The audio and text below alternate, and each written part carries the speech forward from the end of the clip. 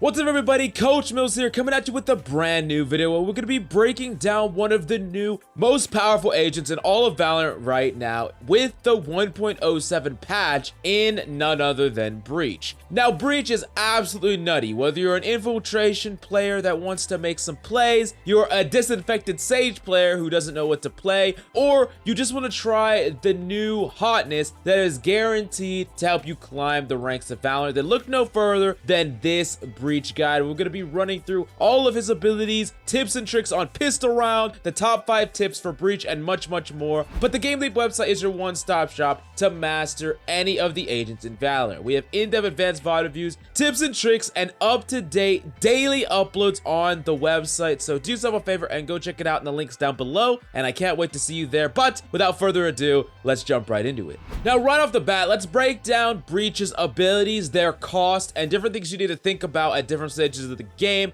revolving around these abilities. And to kick it off, we have none other than Breach's Flash, his bread and butter, and what specifically got targeted in the recent 1.07 buffs, which now the Flashes flash much quicker, which was Breach's actual biggest weakness in my opinion, because it was a lot easier to turn on his flashes than any other flash. And now that is slightly better, but even more importantly than that, even he has 3 flashes instead of just 2, which basically greatly increase the amount of potential plays he can make, and it allows you to be more aggressive with your flashes because you have more of them. I'm gonna break that down a little bit more in a second, but flashes are only 200 credits. Now AFTERSHOCK is the next ability, and AFTERSHOCK is a slow firing ability. Takes a lot of time for it actually to deal damage, but it can easily kill a full HP person if they're hiding in a cubby, and it's only 100 credits. Now you gotta remember that if someone is at that full HP and full shields, if they are slightly away from the center, they can survive, and that can be problematic for if you're trying to flush out a corner and you just assume no one is in there because they didn't run away. Then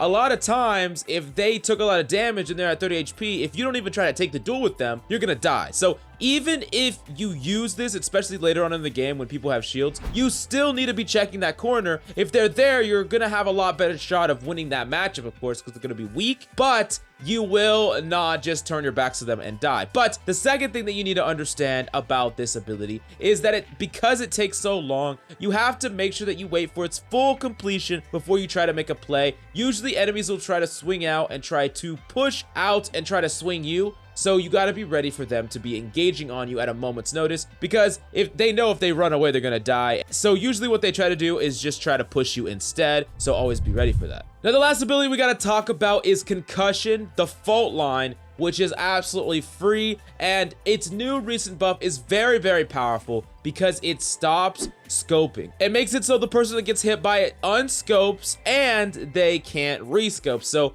this is pretty obviously a operator counter, and this is one of the most powerful abilities to do so. So the most important thing with this ability in particular is making sure you connect with the spots that an operator player is most likely playing. You can use your flashes to get in position, and then you can use Concussion to force that sniper off, because the problem with trying to flash snipers away before you peek them is it's really easy for them to jiggle in and out of the flash and still get a kill. But with Concussion, if you connect with it, they have to basically back away, and if you know you connected with them, you can always chase them down as well. Very powerful ability, of course. Now before we move on, let's really talk about pistol round, because Breach in particular, he has some of the strongest abilities and the strongest kit for absolutely dominating pistol round. I mean, if you have a Breach on your team, you can realistically win pistol rounds again and again, and I'm going to tell you exactly how. The first thing that you need to understand is, while it might seem intuitive to want to buy a ghost with Breach, you know, you buy one flash, you buy an AFTERSHOCK, and you buy your ghost. That seems like a good idea, but realistically, it's actually not that great of an idea, because you're giving up so much potential value for team play,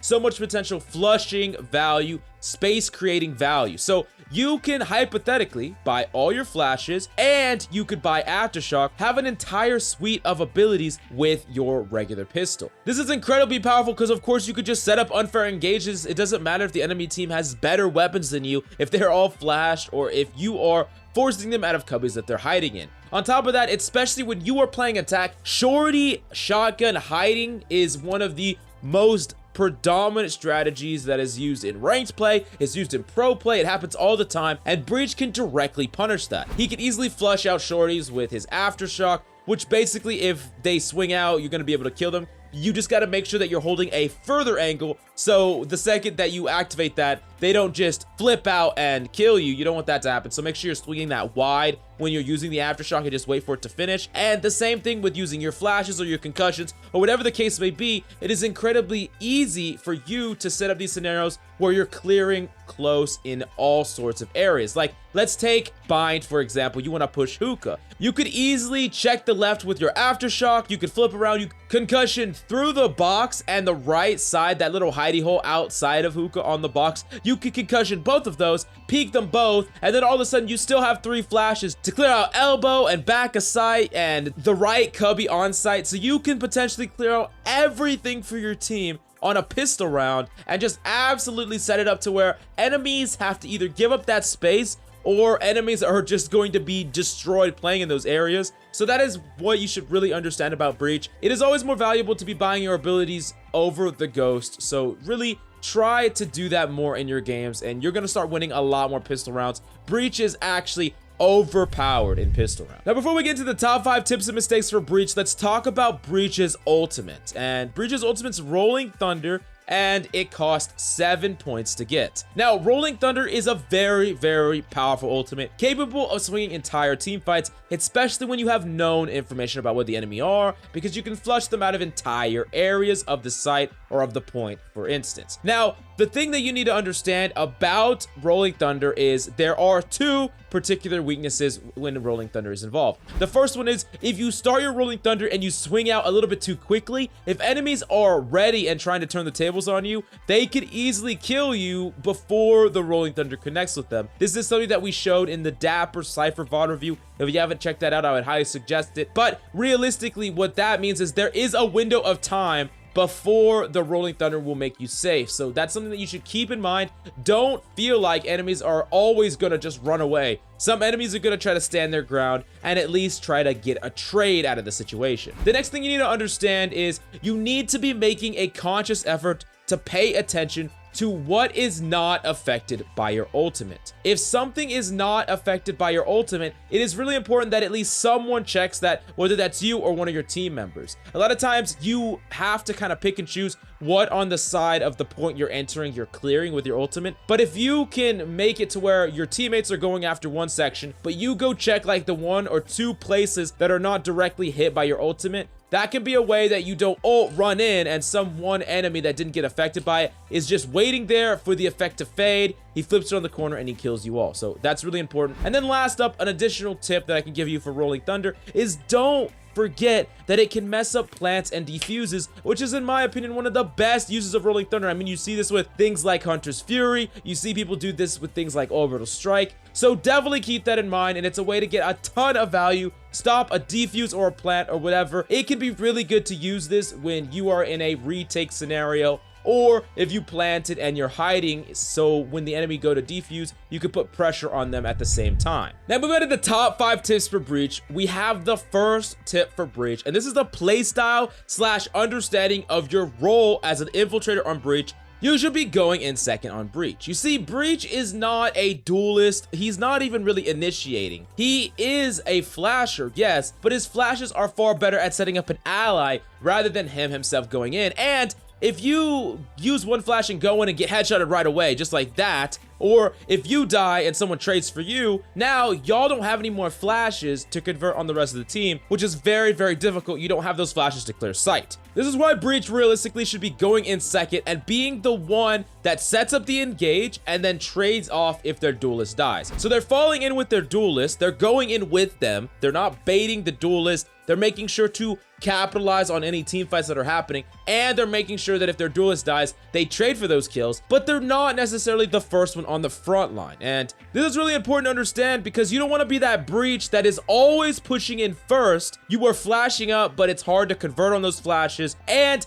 then you just die way more often, and you can't set up these unfair further engagements into the team fight because you're dead when you realistically want to get value out of all your abilities before you go down. So definitely keep that in mind. You're not baiting your allies, you're just performing your role as an infiltrator and not a duelist. Now, the next tip that I have for you is a pretty obvious tip, but it's incredibly important if you want to master Breach, and it's invest to clear sight. This seems really obvious, but you would be surprised how obvious this isn't in a lot of low-level Breaches games. Here's the thing. Yes, if right behind the site, you can just peek it to check it. Sure. Why would you peek it to check it blind, though? Imagine if you are someone who can't aim. You know, you try to shoot at someone, you end up tickling their feet or shooting up to the heavens. You just can't aim, right? So how do you still get value? Well, if the enemy is blind and they can't see you, then at the very least, you're on level playing field, right? All joking aside, what I mean is, if you have all these resources, triple flash, aftershock, concussion, you should be investing them for sight control. It is so important to take sight control, and this is something that's fundamental on any map that you're taking. Don't just take a little chunk of the map. Don't just take a little corner of map control. Use your abilities and flush out the entire area of the map, the entire point, so y'all have point control. You see, the thing is, it doesn't matter if you have no abilities if you got point control with very little casualties. If you converted all your abilities into point control without losing a single member, that is a win. If you can flash behind the box, the middle box, the plant zone, whatever, and you can get a kill that otherwise, if you would have peeked, that person might have been able to get a kill as well, and then y'all would have only went 1 for 1 instead of being up a person, that is unacceptable. As Breach, invest all your abilities, convert them into saving your teammates' lives and value, and take that point control. Then enemies have to play back into you, and that is one of the best, most powerful positions to be in, is complete point control and spike down. It's gonna be very difficult for the enemy team to do anything about it. Now, the third thing is a pretty big mistake. It is a pretty big mistake, and we've been harping on this forever, and it's gonna be a consistent thing, and it's calling your flashes. Now, I know it can be difficult to call your flashes all the time. It can be annoying. You gotta push that button. You gotta say, hey, I'm flashing. But it is really important that you are calling your flashes. And what's even more important than that is that you're calling the places that you're flashing. And this comes down to map knowledge. And this can be really important with Breach. And it is this way because Breach is actually a really game sense oriented agent. And a lot of people think that he's a mechanically oriented agent, someone like Reyna. But realistically, he does have mechanical skill involved. Of course, you need to be able to click heads to a certain extent, but he really requires a lot of game knowledge to master. And that means flashing in the appropriate areas, understanding where enemies are going to be routing from, and when you're flashing, be calling. Flashing tree room, flashing tree room, flashing heaven, flashing heaven, flashing U-Haul, whatever the case may be, you should let your teammates know that right before that moment, whatever they're thinking they're going, they're playing their game. But when you say flashing U-Haul, they know the second after you say that, there'll be a moment of time where U-Haul is free to peek. If an enemy was in there, they'll be flashed. And that allows them to take that space without as much fear, and if they take it and an enemy's there, they have an inherent advantage because the enemy is flashed. So this is really important for you to understand. It is important you to not only just say, I'm flashing, but also where you're flashing, and do it consistently. Try to do it realistically every single time, and just practice at it, and you're gonna do great in your games. Now, as Breach, you are one of the characters that really clears the site. We talked about this multiple times throughout the video. You flush out all the little corners and things like that, but what you should be doing very consistently, if you can, is keeping track of what areas you have not cleared either on site or nearby the site. And the reason you do this is it's very important that no enemy slips through the cracks, per se. If you have no idea if an enemy is there, but you've cleared multiple members or multiple areas of the site, you can ping that area, ping that uncleared area, and you can either team focus fire wall bang it, or just say ping a spot and say this place is unchecked or something along those lines. It is very important that everyone's on the same page so everyone knows what you know, because when you go in there like crazy and you start using abilities, your teammates just think, oh, he cleared out everything. But if you haven't, you need to make that very clear to your allies, and then maybe do a team play based on that, just in case someone is there. Better safe than sorry. Now, moving on to the last tip for Breach, and this one might be one of the most important tips for Breach in general, and this is something that you might not think about. So the thing is, when you are in a scenario where you have to go and, let's say, you planted the spike, but you're hiding, right? but you know the enemies are going to try to touch the spike. You want to kind of mess them up. They are going to tap the spike, so you're going to use abilities on them and peek out, or whatever the case may be. You got to understand that specifically with your Aftershock, your Concussion, and your Ultimate, all 3 of these abilities will show enemies relative of where you are.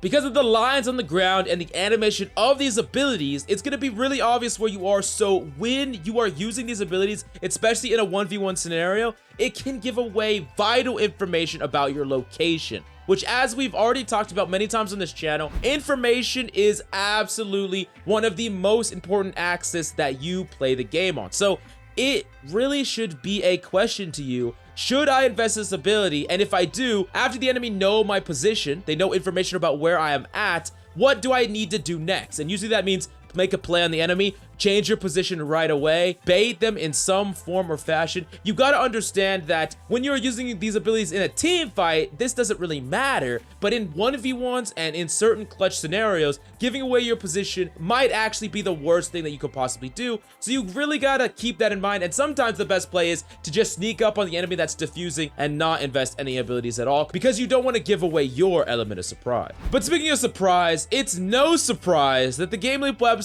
is the #1 educational platform, and we have in-depth advanced tips and tricks, radiant tier VOD reviews, and tons of quality courses that are guaranteed to help you improve. Do yourself a favor and go check it out in the links down below, and I can't wait to see you there. Anyways, thanks so much for coming by in this video. I hope you enjoyed it. Definitely let me know what your tips or tricks for breaches in the comments down below. That's all I got for you today. I'm Coach Mills, and of course, until next time.